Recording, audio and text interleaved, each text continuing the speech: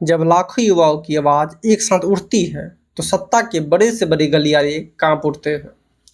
20 जुलाई 2026 को दिल्ली की सड़कों पर जो हुआ वो केवल एक प्रदर्शन नहीं था, बल्कि छात्र शक्ति का वह तूफान था जिसने सरकार को बैकफुट बनाने और बात करने के लिए मजबूर कर दिया।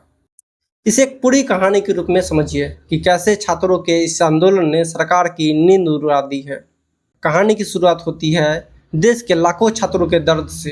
नीट यूजी 2026 जैसी परीक्षाओं में धांधली और पेपर लीक ने जब लाखों युवाओं का भविष्य अंधेरे में धकेला तो गुस्सा उबल पड़ा।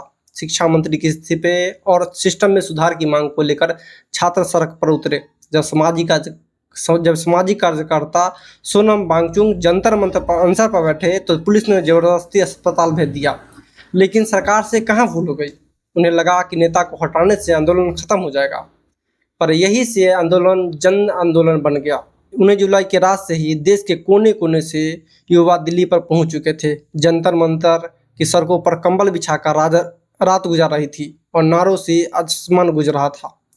20 जुलाई मानसून सत्र का पहला दिन को कोकरोच जनता पार्टी यानी सीजेपी और छात्रों का चलो संसद मार्च तय था। सरकार का डर और सुरक्षा का पहरा। संसद के घेराव के डर से प्रशासन पूरी तरह दहल गया। पूरे सेंट्रल दिल्ली में धारा 163 लगा दी गई। राजीव चौक और पटेल चौक जैसे 5 बड़े मेट्रो स्टेशन के गेट अचानक बंद कर दिए गए। सेंट्रल दिल्ली में इंटरनेट तक बंद कर दिया गया और 12 से ज़्यादा टुकड़ियों और पैरामिलिट्री तैनात कर दी गई। चारों तरफ कई लेयर के लोहे के बैरिकेड लगा दिए गए।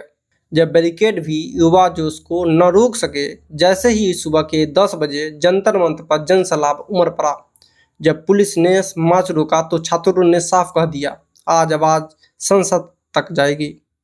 हजारों छात्रों की भीड़ जब संसद की ओर बढ़ी तो बैरिकेड टूट गए। घबराई हुई पुलिस ने आंसू गैस के गोले दागे, लाठीचार्ज कर दिया। चारों तरफ धुआं और चीख पुकार थी, लेकिन युवाओं का हौसला पस्त नहीं हुआ। जमीन पर गिरे छात्रों को उनके साथी उठाते और फिर जय हिंद के नारे लगाते और आगे बढ़ते। आंदोलन की ताकत का अंदाजा इसी बात से लगाया जा सकता कि दोपहर होते होते सरकार को यह समझ आ गया कि लाठी और आंसू गैस से यह भीड़ रुकने वाली नहीं है। जो सरकार कल तक बात करने को तैयार नहीं थी, उसी सरकार की तरफ से केंद्रीय मंत्री जेपी नड्डा को आगे आना पड़ा। गृह मंत्रालय और पुलिस अधिकारियों के जरिए संदेश भेजा गया और सीजेपी व छात्र प्रतिनिधियों को वार्ता के लिए बुलाया गया। मंत्रियों ने खुद छात्रों का ज्ञापन स्वीकार किया और मांगों पर चर्चा की। इस आंदोलन ने यह साबित कर दिया है कि जब देश का युवा अपने हक और साफ सुथरे भविष्य के लिए बिना डरे एक साथ खड़ा हो जाता है तो बड़ी से बड़ी सत्ता को झुकना पड़ता है।